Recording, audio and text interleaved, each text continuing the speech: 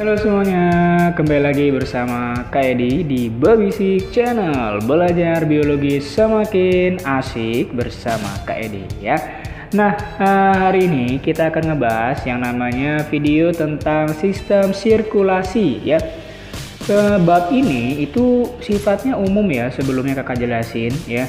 Sifatnya umum banget. Kenapa? Karena ditemukan di pelajaran dari mulai kamu SD, kemudian kamu SMP juga ketemu lagi, dan di SMA juga ketemu lagi ya. Jadi ini adalah bab yang nggak pernah habis-habisnya, diulang terus ya. Jadi harusnya kamu harus lebih ini sih, seharusnya lebih paham ya, karena udah diulang terus mulai dari sejak SD ya. Oke, sebelum kakak mulai video ini ya, bagi kalian yang belum subscribe maupun like ya, jangan lupa untuk selalu like dan subscribe video yang kakak buat supaya kakak lebih semangat lagi untuk membuat video-video atau konten-konten biologi yang lebih menarik dan tentunya bisa ngebantu kalian dalam memahami pelajaran biologi. Ya, kakak kasih waktu ya. 1, 2, 3. Oke, thank you. Terima kasih yang udah subscribe dan kasih tombol like ke video ini ya. Oke, langsung kakak mulai aja. Ini adalah sistem sirkulasi. Sistem sirkulasi yang pada gambar di sini adalah tentunya kakak jelasin dulu ya, bagian demi bagiannya.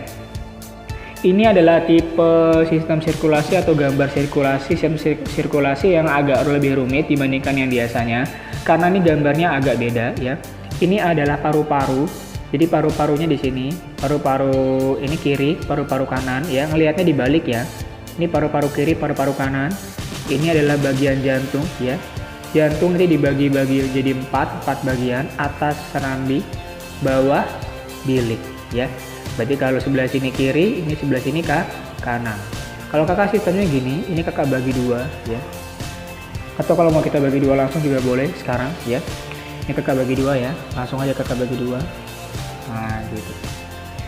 Ini bagian kiri ya. Ini bagian kanan ya. Jadi ada kiri, ada kanan. Sebelah kiri itu adalah zonanya sistem distribusi yang namanya darah oksigen. Jadi kalau kamu ingat kiri ini O2. Atau kita bilangnya biasanya kita sebut dengan darah bersih ya. Kalau yang sebelah kanan ini kakak kasih warna biru ya, karena memang CO2 ya. Sebelah kanan ini banyak distribusi tentang darah yang mengandung CO2 atau darah kotor ya. Lawannya bersih adalah kotor ya. Sistemnya adalah gini, kalau yang namanya jantung ini sudah di sini bagian atas, ingat kakak ulang dulu ya, kakak jelasin dulu. Ini ke sistem kerja jantung ini antagonis. Kalau yang bagian atasnya lagi kontraksi, maka bawahnya relaksasi. Ini relaksasi, bawahnya kontraksi ya, sama dengan yang di sampingnya juga. Jadi nggak pernah atasnya kontraksi bawahnya kontraksi, atau atasnya relaksasi bawahnya relaksasi. Itu tidak akan pernah terjadi selama sistem sirkulasi di dalam jantung ya. Jadi jangan pernah salah ya, ini nggak pernah sama-sama kontraksi atau sama-sama relaksasi, sama-sama mengendur, sama-sama mengembang, nggak pernah ya. Jantung itu pasti antagonis. Atas dan bawahnya sifatnya adalah antagonis atau berlawanan cara kerjanya. Oke? Nah, dimulai dari mana? Sebenarnya kalau kita dimulai dari mana kita juga nggak bisa jelasin, konsepnya aja ya. Jika darah, langsung mulai aja nih. Darah ini bagian apa nomor 5? 5 ini adalah serambi ya. Ini kalau kakak buat panahnya, nomor 5 ini adalah serambi. Serambi apa? Ini lihat atasnya kiri ya nggak? Serambi kiri. Serambi kiri bawa darah apa? Mengandung darah apa? Mengandung darah kaya oksigen atau darah bersih. Jika di serambi kiri ini darahnya udah penuh, maka akan dikontraksi gitu ya. Pindah ke bawah. Pindah ke bawahnya siapa nih nomor 6? Abis dari serambi adalah bilik. Bilik kiri ya kan ya. Kalau bilik kirinya tadi udah penuh darahnya, maka selanjutnya juga akan dilakukan kontraksi, dipompa, gitu ya. Dipompa kemana? Coba lihat alirannya ini. Alirnya lihat ya. Nah, ini alirnya ke sini. Nah, ini nomor 7. Nomor 7 ini siapa sebenarnya? Nomor 7 ini arteri ya. Atau darah yang membawa pembuluh darah yang membawa darah bersih. Nah, nomor 7 ini kalau kamu perhatikan ini kebelah 2. Satunya ke atas, satunya ke bawah. Artinya, artinya adalah dia ngebawa darah kaya oksigen atau darah bersih menuju ke tubuh bagian atas, ini tubuh bagian atas, dan menuju ke tubuh bagian bawah. Jadi semua tubuh kita itu diberi asupan oksigen atau diberi darah kaya oksigen. Karena yang membutuhkan oksigen tidak cuma tubuh bagian bawah, tapi tubuh bagian atas juga butuh darah kaya oksigen, gitu ya. Nah, kalau di atas ini nanti di sini ada terjadi pertukaran. Ini di sini ada pertukaran nih. Ya, di sini dapatnya oksigen. Ketika dia udah ke sebelah kiri, ketika dia udah masuk ke sebelah kanan, ini juga masuk ke sebelah kanan. Ini berarti adalah kepala bagian atas. Ini anggota tubuh bagian atas, ini anggota tubuh bagian bawah. Gitu ya. Nah, itu adalah arteri. Kalau udah ngasih makanan atau ngasih darah kayak oksigen, otomatis akan ada namanya pembuluh balik atau yang kembali lagi ke jantung. Biasanya yang kembali ke jantung adalah siapa? Biasanya adalah vena, ya. Jadi nomor 9 ini adalah kakak agak bingung yang lihatnya ya. Sama-sama 9 ya, sama ini. Nomor 9 ini adalah vena atau pembuluh darah yang menuju ke mana? Ke jantung bagian sebelah kanan ya, ke jantung bagian sebelah kanan. Dia bawa apa? Dia bawa darah kotor atau darah kayak CO2 ya. Dia masuk ke bagian mana? Coba kamu lihat. Ini masuk ke mana? Tuh, ke sini kan? Nih. Masuk ke bagian nomor 10. Nomor 10 ini adalah serambi kanan. Serambi kanan adalah bagian jantung yang banyak mengandung darah kotor, ya kan? Konsepnya lagi, jika serambi kanan udah penuh darah kotornya, maka akan dipompa ke bawah, ke bagian nomor 1. Nomor 1 ini adalah bilik, ya enggak? Bilik kanan, ya kan? Dari bilik kanan, kalau udah penuh lagi darah kotornya, akan dipompa. Lihat panahnya ke atas. Ke atas. Kemana nih? Coba lihat panahnya kebagi 2. Ini menuju ke paru-paru, lihat ini. Nah, ini ke paru-paru kiri, yang ini tadi ke paru-paru sebelah kanan, ya. Di paru-paru nanti, ini kan paru-paru sebelah kiri, ini paru-paru sebelah kanan. Jadi 3 ini adalah paru-paru ya. Paru-paru kiri, paru-paru kanan ya. Di paru-paru kiri dan kanan nanti CO2, yang tadi CO2 tadi ya, ini CO2 akan melakukan difusi atau pertukaran. Bertukar ya, darahnya tadi darah kaya CO2 akan bertukar menjadi darah kaya oksigen. Bertukar. Difusi itu bertukar artinya.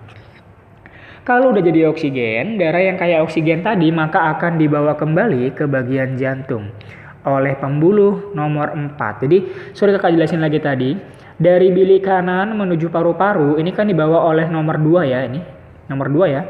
Nomor 2 itu tadi adalah darah yang pembuluh darah yang banyak mengandung CO2. Siapa nomor 2 ini? Ini adalah arteri pulmonalis ya. Arteri pulmonalis. Sama ya, nomor 2 ini ke paru-paru kiri, ini kedua juga paru-paru kanan. Kalau dia udah jadi oksigen, maka nanti darah yang kayak oksigen tadi akan dibawa oleh pembuluh yang menuju ke jantung lagi. Siapa ini? Ini nomor 4 ya, sama-sama menuju ke jantung. Ini ke sini. Ya, lihat panahnya ya, ini ke sini. Nah, ini dari sini ke sini. Nah, itu ya. Nomor 4 ini adalah vena ya. Vena pulmonalis. Vena pulmonalis itu vena yang menuju ke ke vena yang baru keluar dari paru-paru menuju ke jantung lagi. Dia mau kemana nomor 4 ini? Lihat, perhatikan ke sini. Ini ke sini. Ke nomor 5. Nomor 5 apa? Serambi kiri, ya kan? Jadi dia kembali lagi ke posisi awalnya, guys ya. Ke posisi awalnya mana? Ke serambi kiri. Serambi kirinya itu udah penuh, maka dipompa lagi ke bawah ke bilik kiri. Bilik kirinya udah penuh, maka dipompa, bilik kiri memompa darah ke bagian anggota tubuh bagian atas ke anggota tubuh bagian bawah dengan bantuan pembuluh arteri, ya kan ya? Kalau udah nanti maka akan dibawa lagi darah kotornya ke jantung. Dia kan pertama ngedarin oksigen nih. Pas dia mau balik lagi ke jantung, dia bukan bawa oksigen tapi bawa darah kotor. Ini yang dari atas bawa darah kotor masuk ke bagian serambi kanan. Ini yang dari bagian bawah masuk ke bagian serambi kanan juga tapi bawa darah kotor. Makanya warnanya biru. Lihat ini ya. Jadi zona ini ada zona warna biru sebenarnya ya.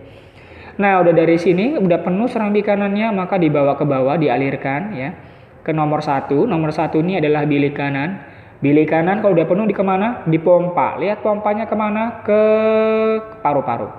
Satunya ke sini, ke paru-paru kiri, satunya ke paru-paru kanan. Ini panahnya diamatin, ini ke sini. Nah, ini ke sini ya. Dibantu oleh dibantu oleh arteri pulmonalis, arteri yang menuju ke paru-paru. Di paru-paru nanti CO2 akan melakukan pertukaran ya, ditukar dia darahnya menjadi darah kaya oksigen. Ya, kalau dia udah jadi oksigen, darah yang kaya oksigen tadi dari paru-paru akan keluar dari paru-paru melewati pembuluh yang namanya pembuluh vena pulmonalis. Vena pulmonalis, pembuluh yang keluar dari paru-paru menuju ke jantung. Ini lihat panahnya ke sini, sap. Ini ke sini, sap. Masuk. Kemana dia masuknya? Serambi kiri. Oke? Nah, jadi kurang lebih seperti itu penjelasan tentang sistem sirkulasi. Jadi kalau ada yang masih bingung, sebenarnya ini materinya simple dan kamu sudah pelajari sejak kamu SD ya. Konsepnya adalah kakak kasih konsep arteri ya, kamu dengerin aja kata-kata kakak. Arteri sifatnya itu menjauhi jantung, nggak pernah dia menuju jantung. Dia pasti menjauhi jantung atau keluar dari jantung.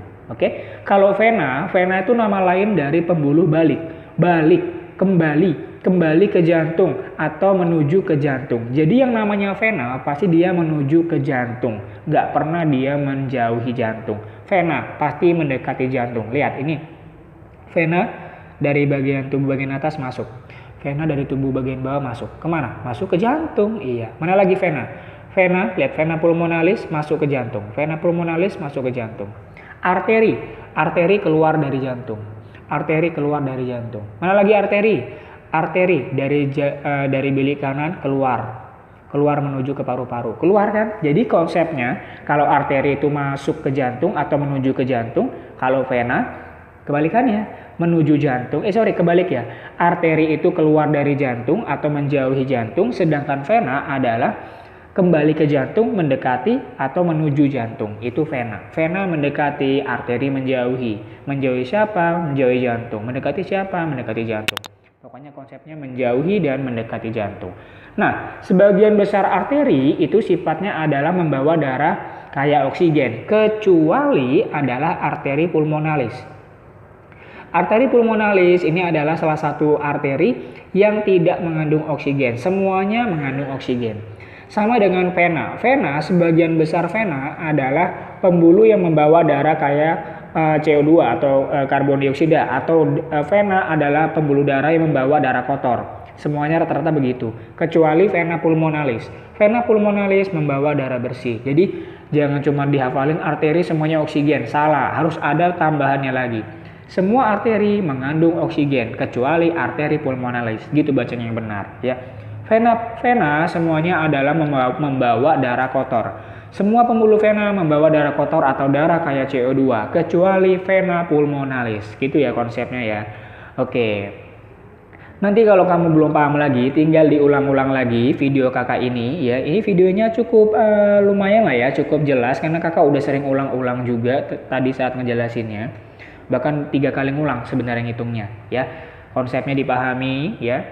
Nanti kalau kamu belum paham ya, ini sebenarnya ada sistem peredaran darah besar, sistem peredaran darah kecil. Kalau darah besar dia ke seluruh tubuh. Kenapa besar? Karena jalurnya, tujuannya itu gede, nggak cuma ke satu arah tapi banyak. Makanya dibilang sistem peredaran darah besar ke seluruh tubuh. Kalau sistem peredaran darah kecil, kenapa sistem peredaran darah kecil Kak disebutnya? Karena dia cuman ke paru-paru. Dari jantung ke paru-paru, jantung sama paru-paru deket nggak? Ya deket, makanya dia jangkauannya sangat kecil, luasnya itu kecil, jadi nggak kemana-mana, cuman ke paru-paru aja. Makanya disebut dengan sistem peredaran darah kecil, ya. Nah, ini ada kakak kasih bonus ya, bonus penjelasan untuk yang namanya sistem sirkulasi. Dalam proses sistem peredaran darah, ada namanya sistem peredaran darah besar sama sistem peredaran darah kecil. Kalau besar, cara ngafalnya adalah seperti ini. Bisa.